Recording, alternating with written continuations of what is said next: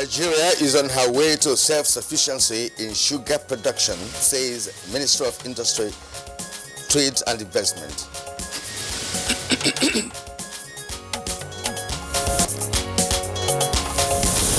Federal government to partner with Osun State to develop mining site in the state.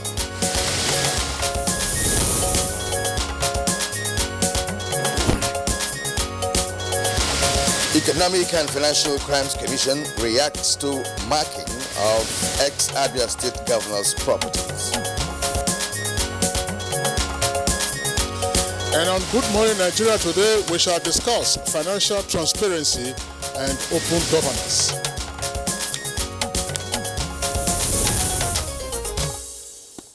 On assumption of office in May 2015, President Muhammadu Buhari made it clear that his administration will fight corruption, among other cardinal objectives. And since then, Kyrian, the administration has continued to initiate policies and programs aimed at achieving or realizing those promises. And some of these policies initiated include a Treasury Single Account, popularly called TSA, and a whistleblowing policy, among others. Now, as part of its efforts to intensify the fight against corruption, the federal government has launched a web portal under the Financial Transparency Policy and Open Governance. Now, the portal is to, among other objectives, keep the public informed about the financial operations of government in line with the policy of zero tolerance to corruption. Well, in addition, it is intended to cement government's commitment to improve governance and supplement the whistleblowing policy, as well as equip Nigerians with the tools needed to report financial wrongdoings. Furthermore, the policy is to lay strong partnership against corruption by enforcing transparency at all levels of government and enable timely release of financial information to the civil society organizations and the public at large by ministries, departments and agencies of federal government. Well, that's not all, Kyrian. Now, the policy also aims to set a minimum requirement for financial transparency by all MDAs, as well as set the guidelines and allocate responsibility for financial responsibility. And to this end, all transactions above 5 million naira by the MDAs are expected to be published in the portal on a daily basis. Now, one question to ask almost immediately is, what are the key issues surrounding the operation of this policy, and how might the policy be sustained going forward? What are the likely sanctions in the eventuality of violation by any MDA? And what, of course, are the security issues pertaining to the operation of the portal, and how will the compliance with the requirements of the portal facilitate, on the one hand, access to freedom of information as regards the provision of reporting and disclosure of financial information? And what useful lessons can the subnational entities, that's to say the states and local government, also learn from this? There are many more issues, of course, we'll be raising with our guests as we'll examine this subject this morning. It's Good Morning Nigeria, first edition of the week. And my name is Kingsley Osadolo. Good to have you on the program. My name is Kyrian Umaya. Thank you also for waking up with us this morning for the program broadcast live on the network service of the NTA and from Abuja, the nation's capital city. We shall as well bring you the complimentary segment that will make part of the program. And of course, we expect to have newspaper review, business, sports, and others. For now, let's join Najatu Tijani for the morning news. Good morning, Najatu. Good morning, Kyrian and Kingsley. Good morning, Nigeria. Here is the morning news. The Minister of Industry, Trade and Investment, Adeni Adebayo, says Nigeria is on her way to self-sufficiency in sugar production. The minister, who toured sugarcane plantations in Niger, Kwara and Adamawa states, says more support will be given to industrialists willing to invest in sugarcane value chain. This is something to do with agriculture. You just don't wake up and do, building a cement plant, for example, is easier. But sugar plantation, the factory and co, it takes much longer time. You are talking about something like 4 or 5 years. But I'm sure as soon as we get enough land to grow sugar, we are ready to invest. Similarly, the federal government has expressed readiness to partner with Osun State in the development of the mining sector in the state. The Minister of Mines and Steel Development, Olamilekan Adebite, stated this when he paid a courtesy call on Governor Boyega Oyetola in Osogbo. There are some lacunas, there are some genuine concerns from the state, like security, like infrastructure, and all that. Pressure on the infrastructure. When you mine, there's pressure on infrastructure. So those are genuine concerns. And that is why this committee was set up. So let's look into those areas. I look forward to us moving this interaction beyond now to see those areas we can ensure that we're able to seriously develop that sector that has been hanging there for several years. Meanwhile, the Economic and Financial Crimes Commission, EFCC, says the marking of properties of the convicted former governor of Abia State, Orji Uzor Kalu, is to ensure that they are not dissipated following the December 5, 2019 order of Justice Muhammad Idris sitting at the Federal High Court in Ikoyi, Lagos, that Kalu's company, Slok Nigeria Limited, be wound up and all assets forfeited to the federal government.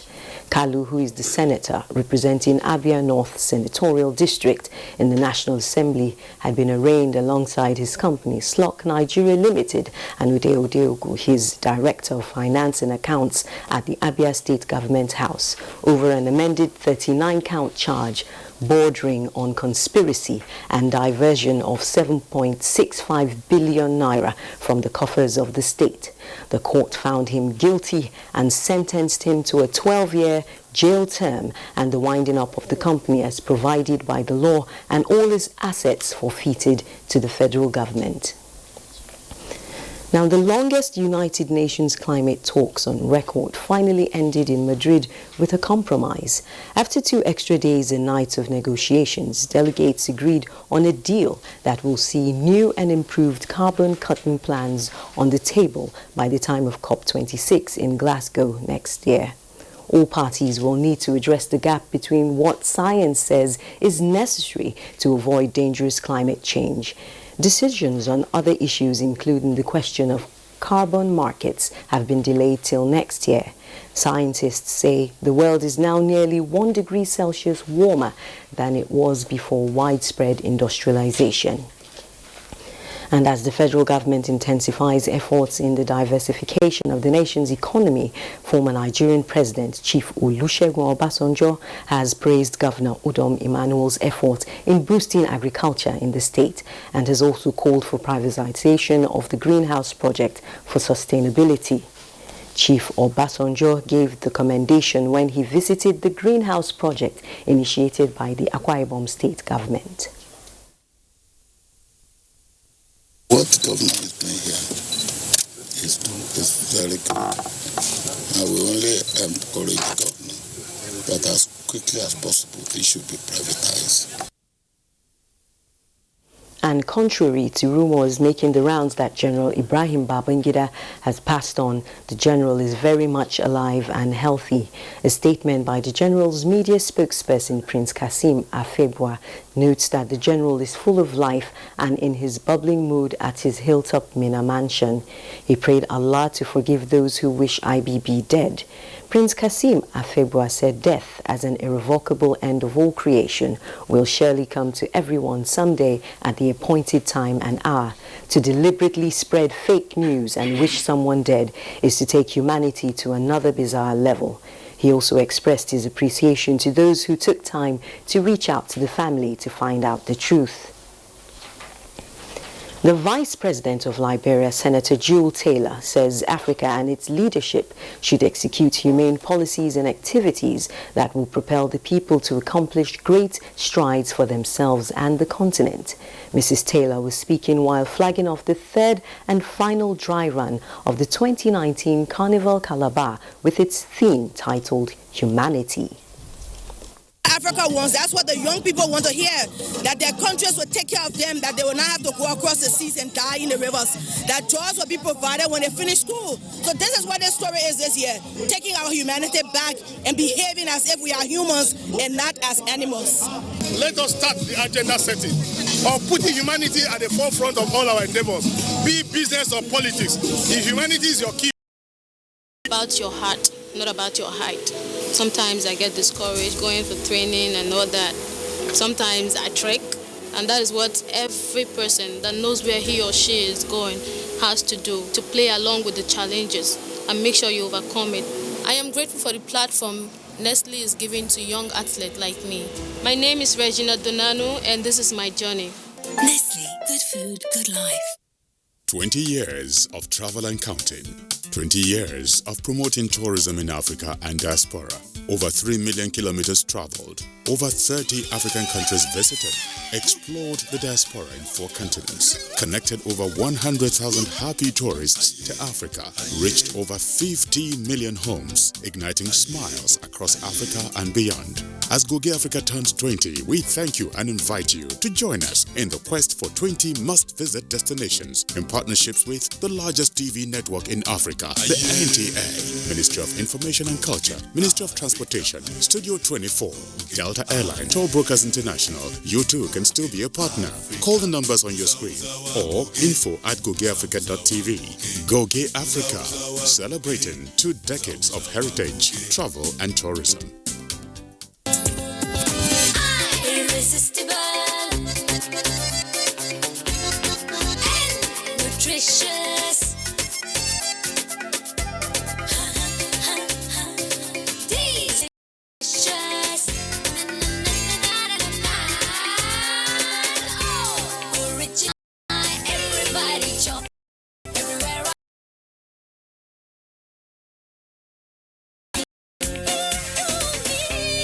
Now, download the exciting new Indomitables game on Google Play Store.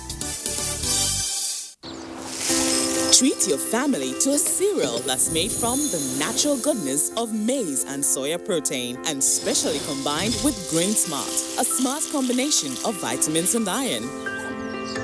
So that they have the right kind of energy to help them reach their full potential and turn the simple into amazing. Eat up and carry go because nothing do you. Golden Morn, make every day amazing. Nestle, good food, good life. Not so fast. Look, I'm tired. I want to check out of this country for greener pastures. Just calm down for a moment. Please sit down. Do you have a job where you're going to? No, but someone is arranging, Listen, Alinko. Checking out of this country without proper planning means one thing. Unimaginable begin. I've been in the diaspora, but legitimately doing great things at home and abroad. As I've been saying, without the proper footing abroad, the risk is not worth it.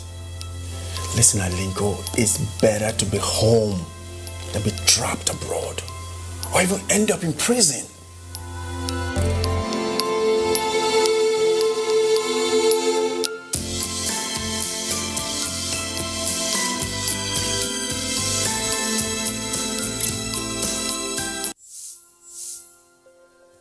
My name is Balaunti. I'm the Managing Director of Petroleum Product Marketing Company, a subsidiary of NNPC. There are significant price discrepancy between Nigeria and its neighbors across Africa. There's a discrepancy of between 150 to 250 naira. That creates an incentive for arbitrage, whereby smuggling triumphed by taking petroleum product across the neighbors so that they can be sold at higher price. While the smugglers are making the money, Nigeria is paying for it. And that payment is distorting everything that we do in terms of planning, in terms of our ability to fund, and thereby taking money that is meant for development. The introduction of this Operation White will have a reduction of close to 6 million liters on a daily basis, which if you take an average of 150, translate to a saving of over 1 billion naira every day. That is the benefit of Operation White, and we have started seeing the great benefit.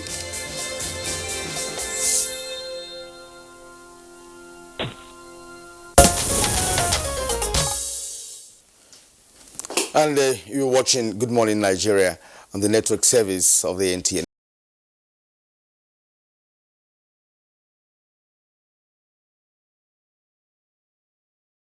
In Zone 1 here, like 20 boys and 10 with me here. By the time they finish learning, they will become master. Then out of the 10, if they when they open their own shop, they try to get like two or three boys. Before you know, the problem of Nigeria will reduce. And I will believe then people will know, all Nigerians will not wait for government. He attributes the success of the Asian Tigers to the attention given to skills acquisition. With Business News, I'm Kunle Adeyeye. Thank you very much, Kunle Adeyeye, there for the business package. Next for us is Newspaper Review.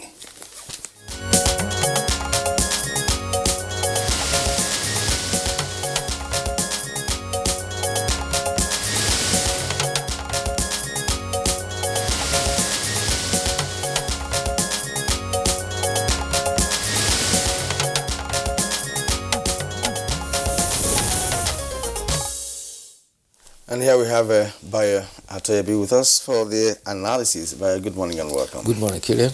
Good morning, Kinsley. Good morning, Nigeria. Bayo, good to see you. Thank you. All right, we have 3 or 4 newspapers here to review this morning. And let's begin with the Blueprint newspaper. Just on the right-hand side of the nameplate, we have Export Council targets $5 billion annually from soybeans.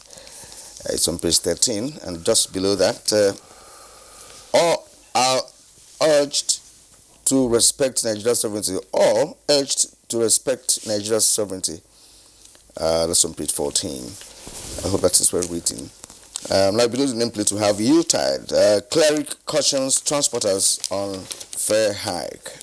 With rider, Mark urges prayers for peace, progress, patronize and national parks. Conservator General tasks Nigerians. And of course, following that story, the insurgents kill 19 herders in Borno. That's on page 5. Now the lead story is on the death rumor. It said IBB alive, hail healthy, says a spokesman. And ask God to forgive those who wished him dead. That story is on page 6 of the Blueprint newspaper.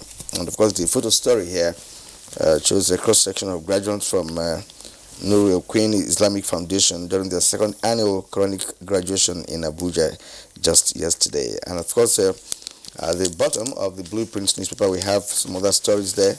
Emirates Council sacked 2 Kano district heads for disloyalty. It's on page 5. Greater Lagos 2020 Festival begins December 25. That's on Christmas Day. It's on page 7. Also on page 7 of the Blueprint newspaper is this story. Housewife sues 7 sisters-in-law other over witchcraft. All right, that's also on page 7, as I said earlier. Now, border closure cries about negative impact sponsored, says Adamu. That's on page 6. All right, Kieran, thanks. The headline you were grappling with a while ago from the Blueprint, that's AI. That's Amnesty International. Yes, it's Amnesty International, but it's not properly spelled out on the front page. Okay, let's take a look at the front page of the Daily Trust newspaper. Daily Trust, below the nameplate, says constituency projects. That's the kicker. How senators and reps steal billions, and this attributed to ICPC. Soldier in police net over car theft, and Emir Bayero sacks Sarakin Bay and 4 district heads. That's on page 4. Abuja-Kano Road collapses amid project delay. Reps say beggar overloaded. You can see the photographs there of the fade sections of the expressway, of part of the dual carriageway there. And right there, plus of course a gridlock on the road. Now, Lagos-Kano Express train service may resume before Christmas. That's on page 17. Niger community to get 34 billion naira flour mills investment. That's page 7. And mixed reactions as Air Rufai begins urban renewal project. Details on page 36. Bayo. Well, let's start with the human interest story. Of course, the nation was shocked again when they had the news that announced the death of former military president Ibrahim Babangida, and it turned out to be false. And the spokesperson for General Ibrahim Babangida retired, Kasim Afebua, said it has become consistent fake news for quite some time now to wish Ibrahim Babangida dead.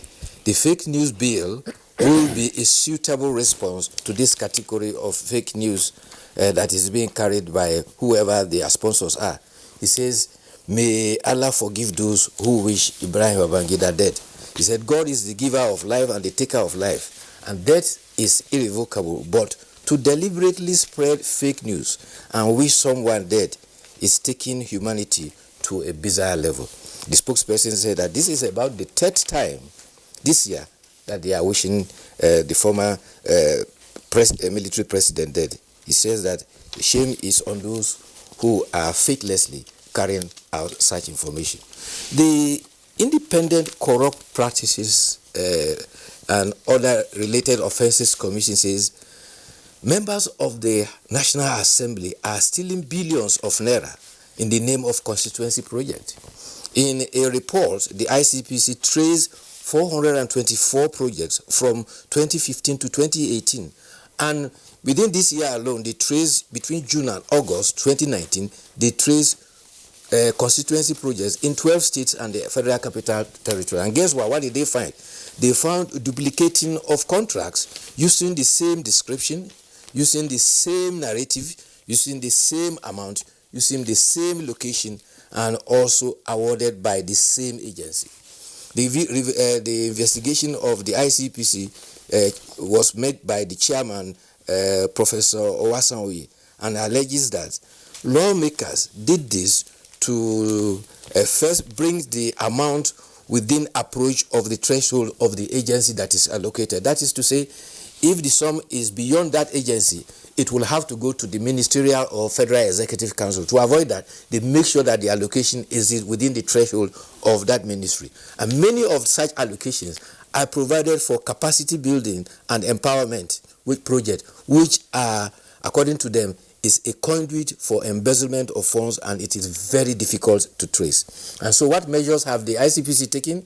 They've said that the area of small and medium enterprises, as well as the border constituency project, which are predominantly the area, should be stopped. In 2015, Smedan got 1.59 billion as constituency project, and another 5.81 billion for border constituency projects. And they are saying that the ICPC is saying that the appropriation jumped up to 11.12 billion in 2016. Yes, ICPC has recommended the employment and the capacity building as well as constituency project to be suspended. ICPC has described it as just free money without accountability. Meanwhile, the ICPC has also declared Honorable Shehu Koko of Kebbi State wanted. Leadership reported that the member representing Mayawa, Koko, and Basic Federal Constituency failed to appear before the ICPC over the same constituency project. So it's another pot of corruption that is being discovered there in the constituency project, especially in the small and medium-scale enterprises, as well as border constituency projects. You know, at the incipient of this administration in 2015, it was clearly noted, that the constituency projects could not be realistic. As a matter of fact, recall what the president said initially, and after the first budget, that look, there is budget padding. So this is just part of it. When you say the budget is padded, all this constituency thing, and I've been privileged to actually, have the understanding of how it works with the link of the MDAs. Right. You could see that when they move their budgetary allocation to the National Assembly, by the time it comes out, it's bloated. You see some provisions being made, and you are meant as the head of MDA to concur to that. Otherwise, they won't even approve your budgetary allocation, for your agency. So it has been like that, and it is very, very interesting, that ICPC took time to investigate up to 400 or more than that of such projects. They were not existential in the first place. And many people have also written on national dailies and social media on how constituency projects which were believed to have been allocated to their area were not existing. And now the question I chance would like to ask Kingsley is this: how would such persons involved since 2015 be prosecuted? Because monies have been wasted. money, because that's clearly what has played out now. Money has been wasted, so who will pay for that? If there are offences that have been committed, all that is required will be to draft the charges according to the identified offences, and then having regard to the rule book that they have violated. But I think what is commendable is the very fact that ICPC, other than anything else now, is focusing on constituency projects. It's one of the effective ways of actually dealing with corruption, because if you want to tackle corruption as an omnibus phenomenon, then you might just be battling without yielding the desired results against many currents on many fronts. But if the ICPC has taken constituency projects, all right, so let's see what has happened. The constituency projects affects not just the lawmakers, but also the executive branch, because if you have the MDAs that are involved, what is it that went wrong in the past? And if the ICPC, going through all of this, is ultimately able to make examples of a few persons or most persons who were involved in underhand dealings involving constituency projects, then there would have been a new normal that to say, all right, this is no longer a gravy train, move on to other things. If you need, you must have constituency projects. I think that's the key value, because I mean there's also an app. There's an app that you can use to track constituency projects. It was launched by one of the NGOs to say, look, track your projects that are supposed to be made for your constituency construct. That's what it's called. And then you begin to develop, ideas or information about what is working and what hasn't worked, what has been abandoned, or what has, outrightly, if you like, been that converted. Yes. Is working. The idea is that, first of all, make the constituency project public so that the constituents will be aware of it and they will be able to monitor. But initially, there was a misgiving about constituency project. Members of the National Assembly defended themselves that they only identify constituency projects. They don't implement it. They allow agencies, ministries, departments, where it falls within their purview, to execute them.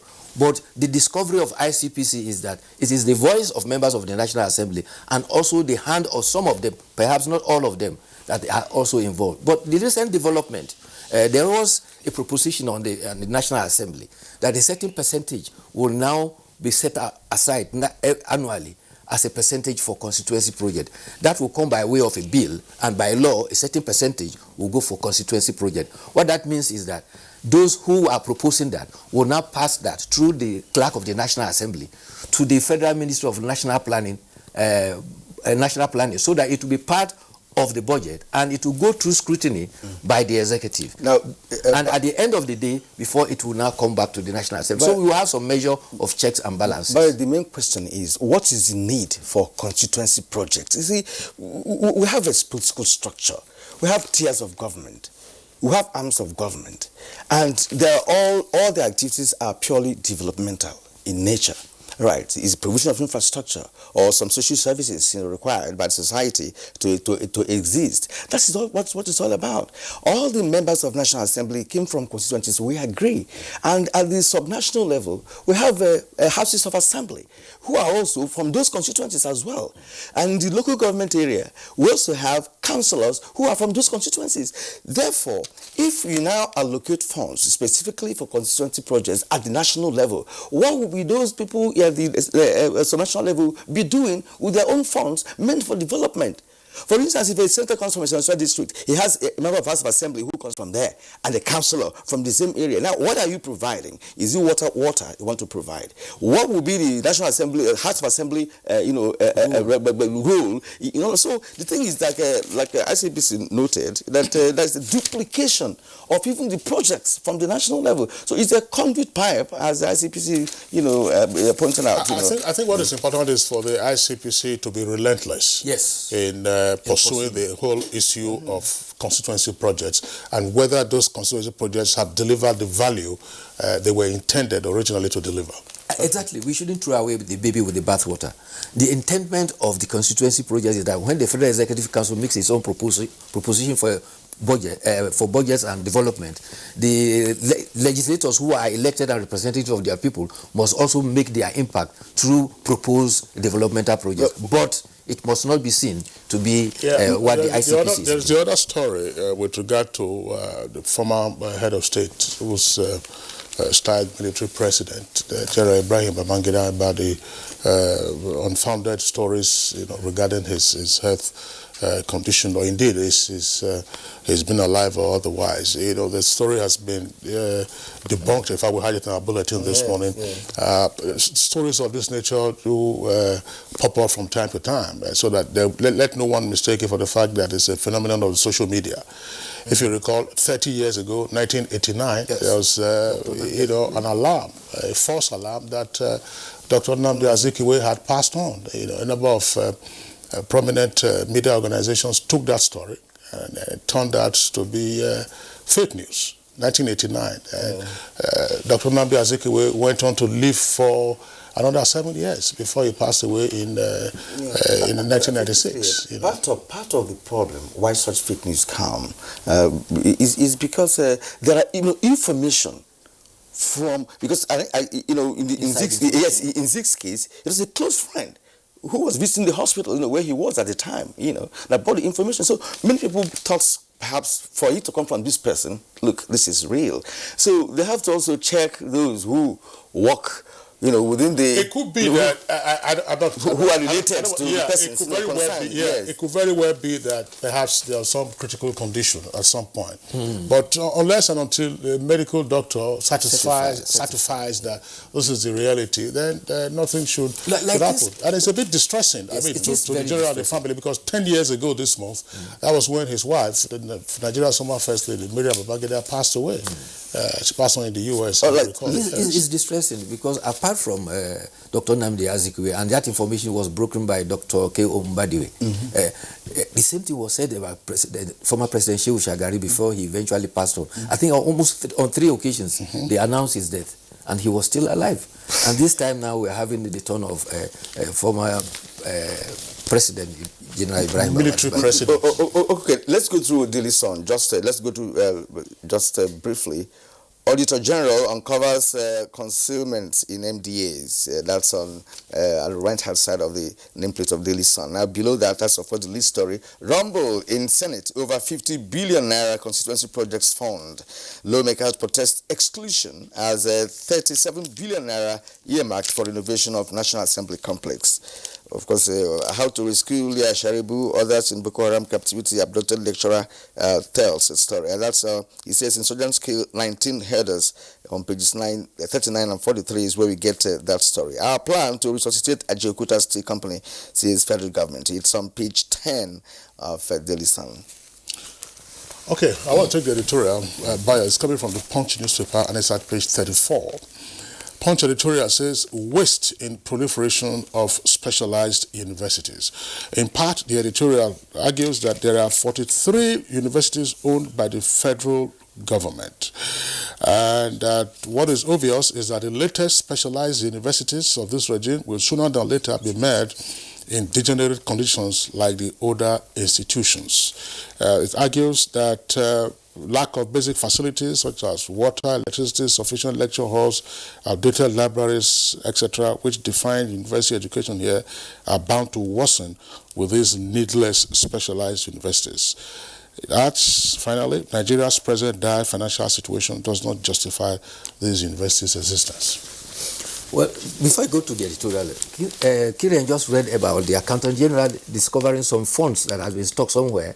The RMFAC, Revenue Mobilization and Fiscal Allocation Commission, has also indicated that they are now going to review the revenue allocation formula.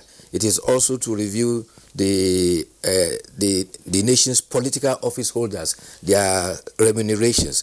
They say that they will do this to reflect the current economic situation. But however, the chairman of that commission also used the occasion to reveal that they have also discovered leakages, that monies that are meant to go through the banks to the federation account are sometimes stuck. And therefore, they are also making a bold initiative to recover over 75 billion that have been, they have so far recovered from such calls. Now, talking about specialized universities, the editorial is happened on the University of Transportation that was recently launched in Daura. And what the editorial is happening on is that what is worth doing well, what is worth doing at all is worth doing well. And that of the 43 federal universities we have, and there are more state universities and private universities, we need to ensure that adequate facilities are in place so that the education and the quality of service and our graduates will be of high esteem rather than just proliferating universities. You recall that almost every other session of the National Assembly, one distinguished senator or honorable member will move a motion for a federal college of education, a federal polytechnic, or a federal higher institution to be established in their constituency. I think we need to ensure that there is adequate facility, academic curriculum are properly accredited, facilities are there to ensure that the quality of those who graduate from these tertiary institutions are of high standard, not just the number. Already there are arguments within the transportation circle that the Transportation University in Daura is going to sidestep another maritime university in another part of the country. These are some of the unnecessary diversion that this development is causing. Whereas the University of Transportation is good, it's a good concept, but the editorial is saying that throughout the colonial period and for 20 years of our democracy, we had railway going without University of Transportation. Yeah, and the railway collapsed. You know, I think what's germane that you said, you know, is that it had to be properly done. Otherwise, having specialized universities is good. It's good for any nation. All right. Well, just to indicate that why the editorial actually draws on the newly inaugurated University of Transportation, it also draws attention to the fact that the Nigerian Army has set up its own university in the hometown of the Chief of Army Staff. The Air Force has also set up its own university, this time in Bauchi, also the home state of the Chief of Air Staff, and that there is the NDA, which is a degree-awarded institution. So what do you do with the NDA when you're having these other institutions that are proliferating? And there's a university of the Police University also in Kano. Okay, Bayo, I would like to thank you for being around today. Thank See you tomorrow. All right, it's Good Morning Nigeria, still on the network service of the Nigerian Television Authority. We'll take a short break now. When we return, we'll get ahead with our principal item for discussion. They swore an oath to serve our fatherland and defend the people. They traded their freedom, comfortable homes, and mortgaged their lives on the battleground for our unity and peaceful living. These are the great, fearless, loyal, and committed Nigerian armed forces who risked their lives courageously to safeguard our borders. But in the line of duty, many never returned. Nigerians, arise, let's celebrate our fallen heroes. Put on the remembrance emblem with pride to support the incapacitated and families of our fallen heroes. It is indeed befitting to honor the memory of the gallant hearts of the men who paid the supreme sacrifice to keep the country united. President Muhammadu Buhari enjoins all ministries, parastatals, religious and corporate bodies to donate generously to the Emblem Appeal Launch. Send your donations to these accounts. Account name, Emblem Appeal Launch. Account number 393-200-7526. EcoBank Nigeria PLC. Years ago, a scout was looking around Bayelsa. Luckily for me, he came to my school. And that was how my journey of becoming the next Milo attempt to discourage me because I was short. But then I got to realize that it's about your heart, not about your height. Sometimes I get discouraged going for training and all that. Sometimes I trek, and that is what every person that knows where he or she is going has to do, to play along with the challenges and make sure you overcome it. I am grateful for the platform Nestle is giving to young athletes like me. My name is Regina Donano, and this is my journey. Nestle, good food, good life.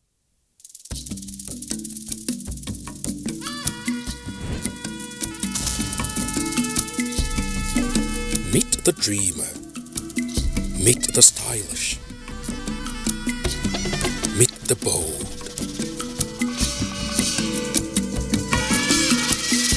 Meet the inquisitive. Meet the warrior. Meet the master.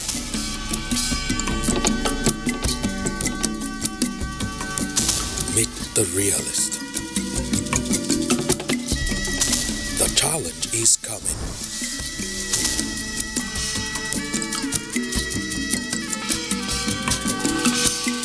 Unity Charlie. Power, development, and peace. Coming soon.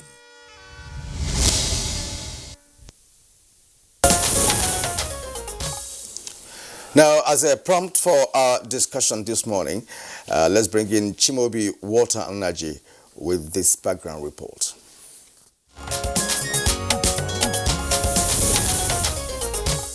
With the federal government introducing an internet-based portal for daily upload of financial activities of 10 million naira for accounting officers and 5 million naira by MDA, an end to all the sharp practices going on in public institutions. The portal has been unveiled. It is now a public portal. Everybody can access it, and this is consistent with the government's position of open governance, which government has already keyed into. And coming to the issue of fight against corruption, you see, let me make this sweeping statement. If there is openness, if there is transparency, if everything is done in a way that it should be done, then corruption has no place. And this is exactly what this initiative is meant to achieve, to open up the books of government, of public agencies. You can see a number of reports have to be given, and accounting officers are to be held responsible. And we also have a responsibility. The federal government's fight against corruption is believed to have been given a fresh impetus with the inauguration of the portal. The project will, among other things, encourage the federal government whistleblowing policy and discourage financial misappropriation by public office holders.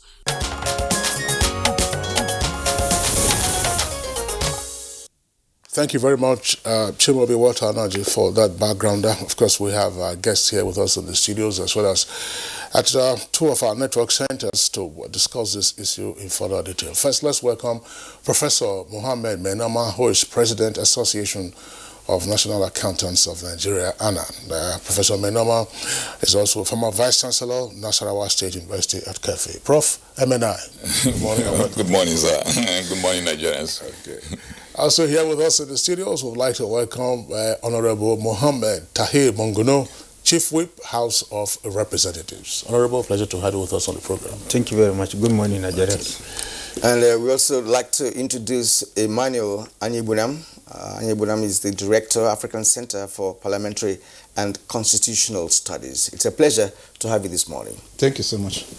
And from our Just studio, we are being joined by Victor Morako, the Acting Chairman, Fiscal Responsibility Commission.